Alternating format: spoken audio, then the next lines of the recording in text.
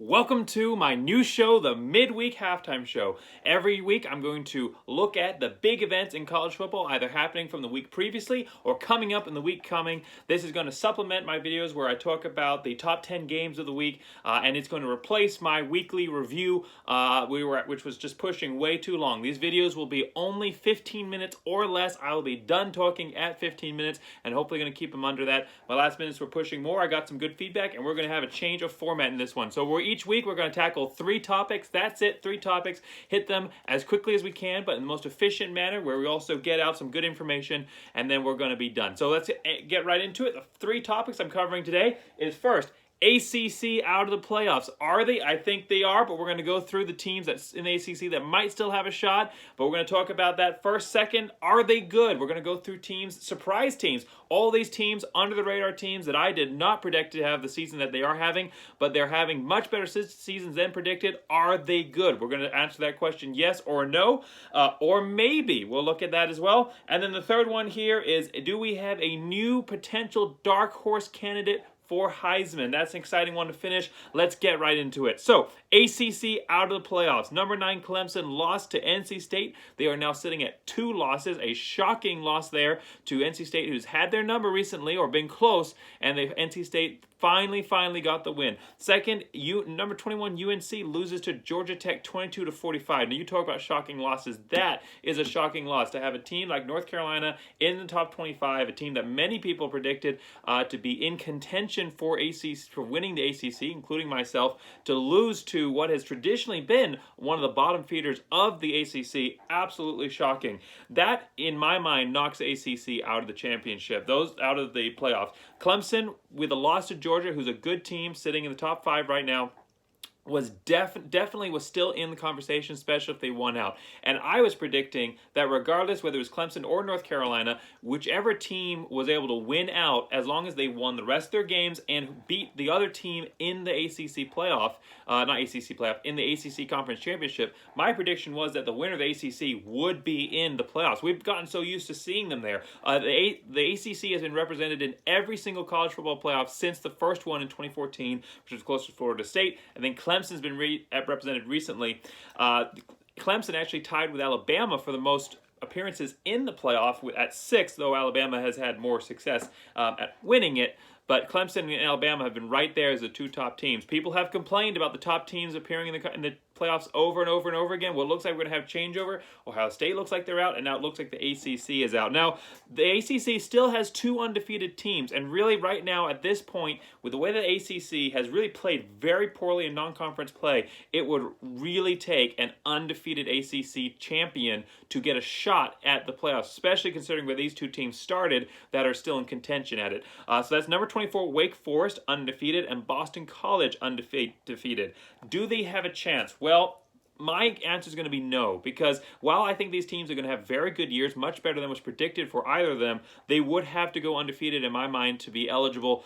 Even a 1-loss ACC team is not going to compare to a 1-loss SEC team, an undefeated Big 12 team, an undefeated even 1-loss or a Pac-12 team. ACC looks incredibly weak, though the bottom of the conference is looking stronger. The top teams of the conference looking weaker than they ever have before. Wake Forest would have to get through Army, who can't be, I'm not saying Army's going to necessarily upset Wake Forest here, but you can't just ignore Army. They're a team that can get the upsets.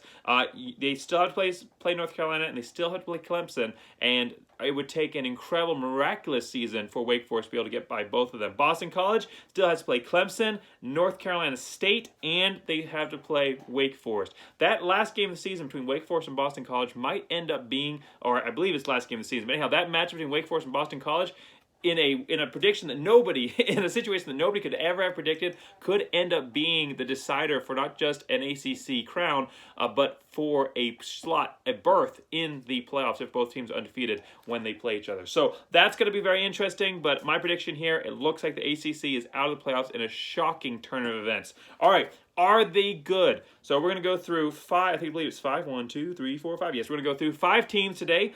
Wake Forest, Nebraska, Georgia Tech, Arkansas, and Syracuse. All of these teams have performed much better at the beginning of the season than was predicted. And we're going to ask the question, are these teams back? Are they good? Now, when I say are they good, I'm not saying could they go beat Alabama. I'm not saying that. I'm not saying are they going to the playoffs. as I've already said, Wake Forest is in here. I don't think they're going to the playoffs. But I'm asking, these teams have traditionally, well, not traditionally, but over the last few years have been bottom feeders in all of their conferences. And now they're playing much better than they have. Are they good? Have they turned the corner? Are they on their way up? Let's look at Wake Forest first, sitting at 4-0. Predict this season. Last season they were 4-5, and the year before that they were 8-5, and they're already 4-0, so they have as many wins this year as they did last season. I predicted this team to go 7-5, and they're already 4 out of those 7 wins, so they'd have to have a very drastic turn of events here to reach the prediction I had for them. They have wins against Old Dominion, Norfolk State, Florida State, and UVA. So teams, you're looking at the teams here that they, this isn't top end of the schedule here. ODU, Norfolk State, and Florida State, who is frankly terrible this season, none of those are truly quality wins. UVA, a little bit more of a quality win, but it's also a UVA team that did not play very well this season. I was surprised when Wake Forest jumped into the rankings here at 4-0, especially over some other teams out there who I thought deserved a shot to jump in. So I was surprised when Wake Forest jumped in the rankings here at 4-0. Are they good? My answer here is going to be no. Wake Forest has played some very down, bottom tier, or trending downward teams so far this season. Are they going to be bowl eligible? I think so. Are they going to be better than my 7-5 record? I think they could be. I think that an 8-4 season is not out of the cards here. But is Wake Forest back? Is Wake Forest a top team in the ACC, a perennial top 25? No. I don't think that Wake Forest is there yet. I think the Demon Deacons are trending in the right direction. But I do think they have a little bit more work here before we can truly call Wake Forest back. Let's look at Nebraska. 2-3 so far, a team that went 3-5 last season and 5-7 before that. Their coach certainly on the hot seat this year. I predicted them to go 4-8. They already have 2 of those 4 wins. They have a very close loss to open the season. Opening games are always tough. Very close loss to Illinois at 8. They have wins over Fordham and a good Buffalo team, that has over the last, well, I'm going to say perennially, but has traditionally been a good team there in the MAC, and they have a good win over them, 28-3, even though Buffalo is dealing with a new head coach. And then they almost beat, that close to beating Oklahoma, 23-16, number 3 in the nation at that point. And then they almost beat Michigan State, took them to overtime, 23-20 there against number 20 Michigan State. Is Nebraska back? This is a team that everybody was lambasting. Everyone was just destroying. A team that I predicted going 3-9, a team that opened up with a loss to Illinois. People were calling for the head coach to be fired on the spot. Some comments by the coach after the game certainly made fans lose faith in him, saying that after the way that Illinois lined up, their entire defensive playbook was out the window after they saw how Illinois lined up. You should be able to compensate for that. And it shouldn't just be planning for one single formation. But Nebraska took OU down the wire. Now, while OU is not necessarily, I think, as good as people thought they were, they're still a good team, and so is Michigan State. This is a Nebraska team that I think is good. I do think they are good. I think they're much better than what is being reflected. I think that Illinois game, if they played it now, they would win. They have been a few points away. They were 7 points away from Oklahoma, a game that they were winning, and also same with Michigan State with a 3-point loss there. I think that this is a Nebraska team that is definitely back to moving in the direction where they need to be, to not being a bottom tier team in the Big Ten anymore. Are they going to win the Big Ten? No. Are they going to win the Big Ten in the next couple of years? I don't think so. But this is a team that can get bowl eligible. This is a team certainly get bowl eligible, and this is a team that can get from being a bottom feeder to a moderate contender in the Big Ten. I do believe that Nebraska is good. Georgia Tech, 2-2 this so far this season, 3-7 last year, 3-9 the year before that, and I was predicting 3-9 for them this year. Well, Georgia Tech, what an incredible comeback! Georgia Tech fans, you were absolutely correct. I lambasted Georgia Tech from switching from the option offense, which I thought was really the only thing keeping this program together. Well, you were absolutely right. You critiqued me for that, and I deserve it. I absolutely admit fault in that one. Georgia Tech, a team that changing over to a traditional offensive attack has been much, much more successful. A team that lost to not necessarily a good Illinois team, but it was only by 1 point. They lost by 1 point in Northern Illinois. Like I said, opening games are tough, especially for a team that is really still in the rebuilding phase after transitioning away from being that option offense for so long. So 1 point loss to Northern Illinois there. But then They only lost by the narrowest of margins, 8-14 against Clemson, and they beat Kennesaw State, and then last week they crushed North Carolina. This is a Georgia Tech team that is exploding out of nowhere. This is a team that is going to present themselves as a contender in the ACC this year. This is a team that is going to go to a bowl game, absolutely. This is a Georgia Tech team that is back. They are moving the right direction. They made the right call to switch. Absolutely the right call here. 2-2 so far this season. I'm expecting a lot more wins. My answer to, are they good? Yes, I think that Georgia Tech is good. Arkansas, number 8 in the nation now. I mean, that Arkansas fans, that must warm your heart. A team, a blue blood team of college football that has been so bad for so long. 4-0 this season after going 3-9 last year and 2-10 the year before that. Already twice as many wins as 2 years ago. I predicted this team to go 3-9. They've already blown that out of the water, blown every analyst's perspective out of the water on this one. Just an incredible. They still have to play 3 straight top 25 teams plus Alabama. But so far they've wins against Rice. Big win against, a large point spread there against Rice. A win against a top 25 Texas at the time. Win against Georgia Southern. And then a win against top 10 Texas A&M. Arkansas is absolutely back here. You can get on the bandwagon. I don't think, and this is a good Arkansas team. They are good. Yes, the answer is that they are good.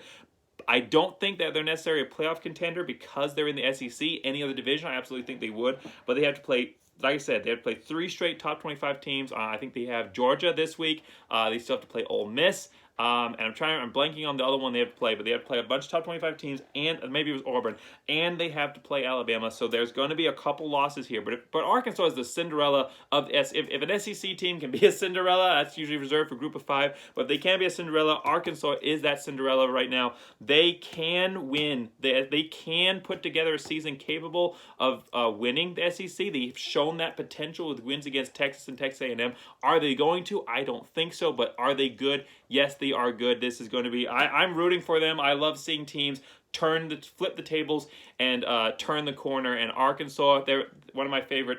The SEC Shorts channel put out a great video about Arkansas moving out of the college football basement. They are out of the basement. They're to the penthouse. Way to go, Arkansas. Real quick here with Syracuse, team that was 3-1.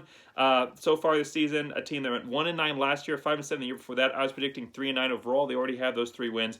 Lost to start the season to Rutgers, who's currently sitting at 3-1, and they have wins against Ohio, Albany, and the other one big here is they have a win against Liberty University. Now, LU did not play great in that game.